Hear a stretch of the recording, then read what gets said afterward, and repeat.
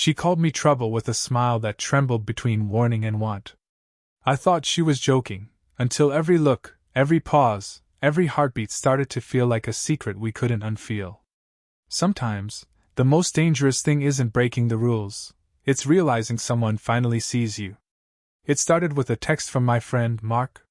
He was leaving town for a week and needed someone to help his mom move some furniture. It sounded simple enough, a couple of hours, a few boxes, maybe some light conversation. I said yes before I even thought twice. I hadn't seen his mom, Clara, in almost a year. She had always carried herself with that kind of easy grace, the kind that makes you notice her without meaning to. When I pulled up to her house, the afternoon sun was fading behind the maple trees, painting the driveway gold. I rang the bell, expecting the same warm, polite woman I remembered. But when she opened the door, something shifted. Her smile, gentle, knowing, just a little tired, reached her eyes in a way that disarmed me completely. Her hair was pulled back loosely, a few strands falling over her cheek. The faint scent of her perfume lingered in the air, something clean, like jasmine with a trace of cedar.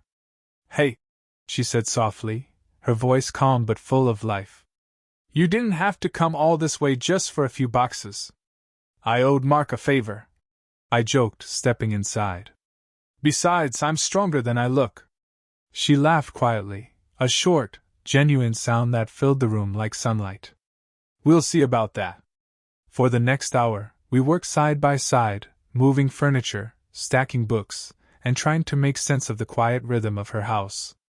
Every now and then, I'd catch her humming under her breath, completely lost in her thoughts. There was something grounding about her presence, steady but quietly warm, like a song you didn't realize you'd missed until you heard it again. When we finally stopped for a break, she poured lemonade into 2 glasses and motioned toward the kitchen table. I noticed small details: the ring she still wore, the way she tucked her hair behind her ear when she laughed, the faint paint stains on her fingers. She wasn't trying to impress anyone. She didn't need to. We talked about everything: work, family, travel, and nothing at all. Her questions weren't idle. They were careful, deliberate, like she actually wanted to know who I was beneath the polite answers. And for reasons I didn't understand, I wanted to tell her. Then, as I reached for my glass, our fingers brushed. Just a second, light, accidental, but something in that contact sent a ripple through the moment. She didn't pull away immediately. Her hand lingered, as if time itself forgot to move. Then she smiled, small, uncertain, and looked down. The silence that followed wasn't awkward. It was alive. When I finally left that evening, the scent of her home stayed with me. And as I drove away, her voice echoed in my head, warm, curious, impossible to forget. "You've really grown into yourself, haven't you?" I smiled to no one, realizing that maybe, just maybe, that visit wasn't as simple as I thought. The next time I saw Clara, it wasn't planned. I was jogging through the neighborhood one Sunday morning when I noticed her standing on the porch, watering her plants. She looked up, surprised but amused, her hair pulled into a loose ponytail, sunlight catching the soft edges of her face. "Well, if it isn't my favorite furniture mover," she called, a teasing warmth in her voice. I slowed to a stop, catching my breath, half smiling. "Just making sure the neighborhood's safe." She set down the watering can, resting one hand on her hip. "From what, exactly?" "From trouble," I said, grinning. Her eyes lingered on me, a spark of humor, but something gentler underneath. "Funny," she murmured, almost to herself. "You look like the kind of trouble people don't mind finding." I don't know why those words stayed with me. Maybe it was the way she said them, light, playful, but edged with something real. Something that slipped past her guard. She invited me in for coffee, and I didn't even pretend to hesitate.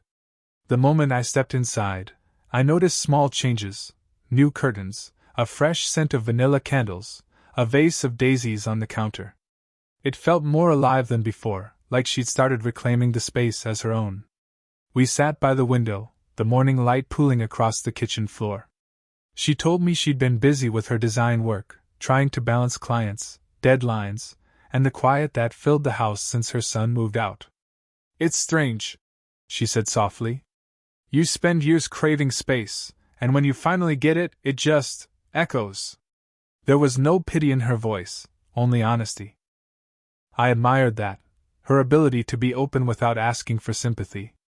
I told her about my own life, my job, the restlessness of my 20s, that constant feeling of not quite knowing where I belong. She listened with such focus that I forgot to edit myself. Talking to her felt easy, grounding. When a soft drizzle began outside, she reached out instinctively, touching my arm. "Come on, before you get soaked." She led me to the porch, hands still brushing mine as thunder rolled distantly. The rain came down harder, painting silver streaks across the glass. And that's when she said it, half a smile curving her lips, half a confession hiding behind it. "You're trouble," she said, eyes locked on mine. "And I can't resist trouble." The words hung between us, fragile as glass, daring either of us to breathe too hard. She turned away quickly, pretending to fuss with a plant, but I could see the faint color rising in her cheeks. I wanted to laugh it off, to make it light, but I couldn't. Because deep down, I knew she was right. After that rainy morning, something unspoken settled between us, a fragile, electric understanding we both pretended not to notice. We didn't make plans, but somehow, I always found myself near her street. Sometimes I'd drop by under the excuse of checking in on her garden or fixing a loose hinge on her door. Other times, she'd text me out of nowhere. "I've made too much dinner. Want to help me fix that problem?" Those evenings became our quiet ritual, laughter spilling into comfortable silences, eyes meeting longer than they should, hearts finding a rhythm neither of us dared to name. She'd usually be barefoot, moving around her kitchen in soft clothes, humming some old tune that sounded like nostalgia. I'd lean against the counter, watching her talk about work, friends, or a painting she'd started. She had this way of speaking with her hands, as though her words needed room to breathe. One night, while she stirred soup on the stove, a loose strand of hair fell across her cheek. Without thinking, I reached out and brushed it away. My fingertips barely grazed her skin, but the moment stretched endlessly. Her breath caught, not dramatically, just enough for me to feel it. Then she smiled, small and tender, as though acknowledging something we both understood. She said softly, "You shouldn't look at me like that." "Like what?" I asked, though I already knew. "Like you see something I'm trying not to remember," she replied, turning back to the pot. Her words lingered, stirring something in me I couldn't put into sentences. There was no rush between us, no grand declarations. Just a slow, steady pull of gravity, a connection deep enough to scare us both. Over time, she started sharing pieces of herself she'd hidden from the world. She told me about her failed marriage, how it wasn't bad, just empty. How she'd forgotten what it felt like to be truly noticed. There was no bitterness in her tone, only quiet acceptance. And in return, I told her about my own fears, of never finding my place, of always feeling too young to be taken seriously, too old to start over. She listened the way no one else did, not with advice, but with empathy. Some nights, we'd sit on her porch, side by side, our shoulders barely touching. The air between us would hum with that silent, steady current of longing. It wasn't about touch, not yet. It was about nearness. About knowing that even without words, we were slowly becoming each other's safe place. When I left each night, she'd walk me to the door. Once, as I stepped outside, she reached out and lightly caught my wrist, her thumb brushing over my skin as she whispered, "Be careful getting home." It was early morning when I stopped by Clara's house again, one of those impulsive decisions you can't really explain, only feel. The sky was overcast, the air cool, and I found myself holding 2 coffees instead of one. Hers was easy to remember, oat milk, cinnamon, no sugar. When she opened the door, she looked different, softer somehow. Her hair was slightly messy, eyes still heavy with sleep, a long cardigan draped over her shoulders. She smiled faintly, though it didn't quite reach her eyes. "Morning visit?" she asked, her voice husky with surprise. "I was nearby," I said, which was a lie, and she knew it. Her gaze softened, and she stepped aside to let me in. Then come in, before the coffee gets cold. The living room was quiet except for the faint hum of a record player. She sank into the couch, pulling her legs beneath her, and I sat across from her. For a few minutes neither of us spoke, just the sound of rain beginning again outside, the kind of steady rhythm that makes everything feel suspended. "You've been painting again," I said, noticing the brushes by the window. She smiled faintly. "Trying to. It helps me think. Or maybe it helps me not think." Something in her tone carried a weight I hadn't heard before. Her fingers circled the rim of her cup, restless. Finally, she looked up at me and said quietly, "You make me feel seen again." I didn't know what to say. The words hit deeper than I expected, cutting through the careful boundaries we'd built. "I don't mean that the way it sounds," she added quickly, then sighed. "It's just, for so long, I've been someone's mother, someone's employee, someone dependable. But when you're here, I feel like me again. I'd almost forgotten what that felt like." Her eyes glistened slightly, and before I could stop myself, I reached across the coffee table and took her hand. It was small and warm, her pulse steady beneath my thumb. She didn't pull away. The silence stretched, not awkward, just fragile. "Clara," I said softly, "you don't have to explain." She smiled at that, her grip tightening just a little. "You're kind," she murmured. "That's part of the problem." When she finally looked at me, her expression carried both longing and guilt. "Your trouble, remember? And maybe I'm letting you be." I wanted to tell her it wasn't trouble, that what we had was real, even if it was complicated. But instead I just said, "I don't want to make your life harder."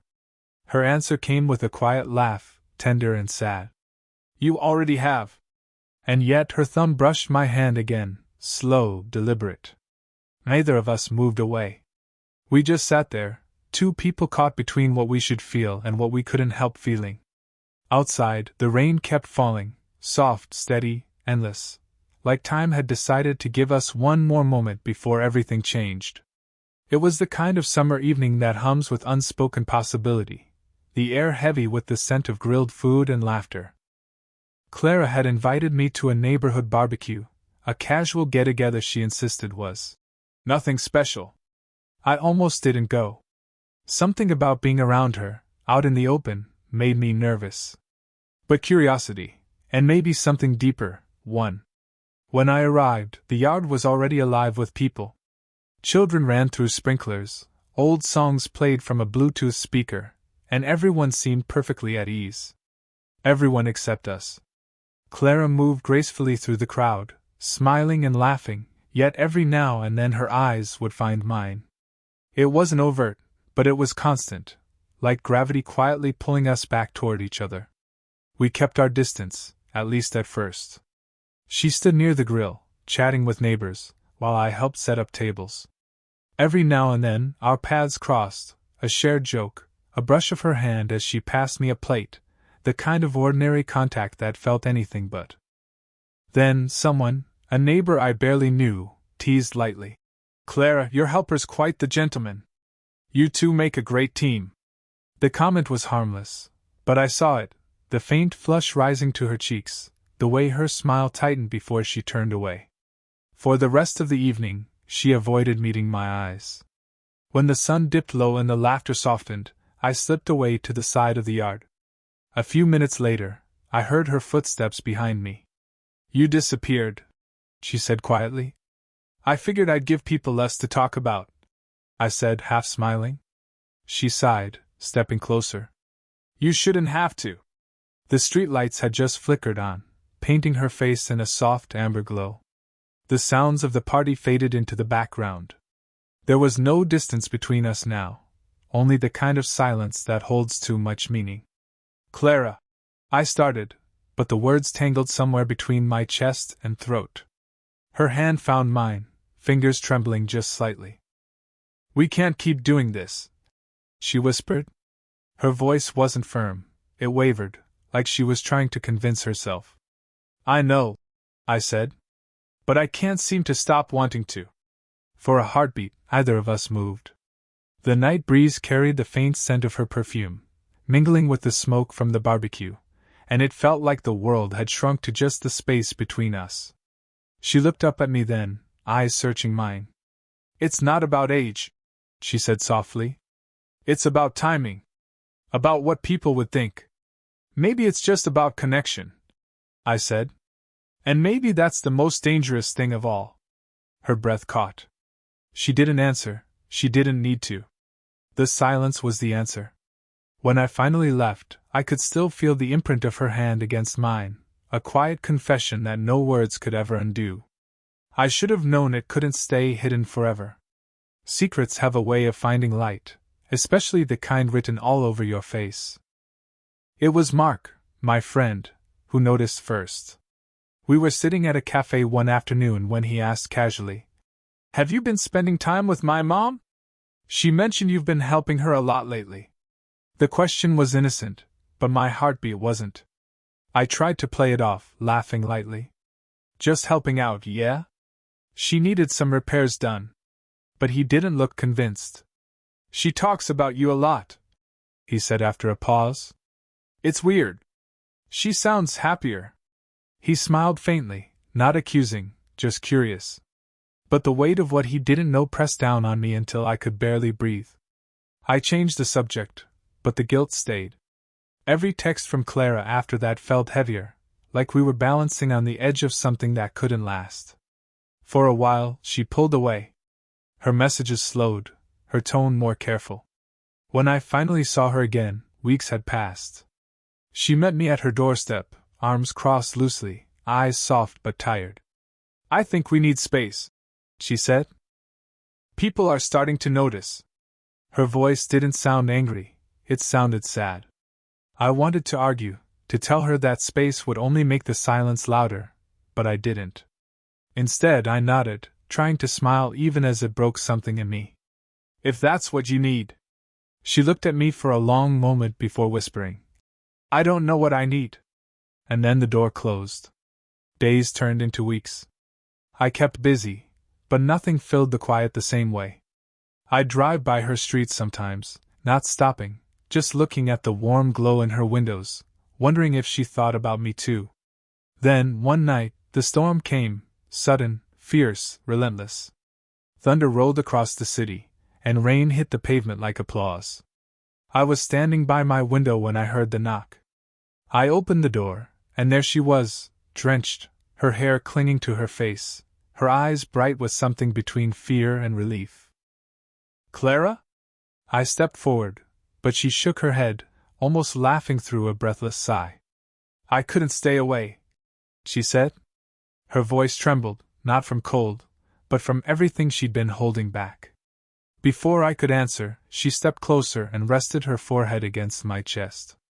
I felt her breath, her heartbeat, the quiet surrender in her touch. "I don't want to fight this anymore," she whispered. "I'm tired of pretending it doesn't matter." I wrapped my arms around her then, slowly, carefully, as if she might vanish if I moved too fast. The storm outside roared, but inside, everything was still. In that moment, I realized something simple and terrifying: love doesn't always wait for the world's permission. Sometimes it just finds you, and refuses to let go. Time, I've learned, has a way of softening everything, even the sharp edges of a love the world never expected to survive. Months passed after that night, and what once felt forbidden slowly became part of our ordinary lives. Clara and I didn't rush into defining what we were. We didn't need to. We simply began existing in each other's worlds without apology. Morning coffee became a ritual again, her sitting on the porch with her sketchbook, me handing her a steaming mug before work. Sometimes, she'd reach for my hand absently while talking about her day, her thumb tracing small circles against my skin like it was the most natural thing in the world. There was no secrecy now, no careful avoidance. The first time Mark saw us together after everything came to light, he didn't speak for a long time. We sat in her living room, awkward silence hanging between us like a fragile thread. Clara's hands were clasped tightly in her lap, her eyes fixed on the floor. Finally, Mark looked at me. "Do you love her?" he asked.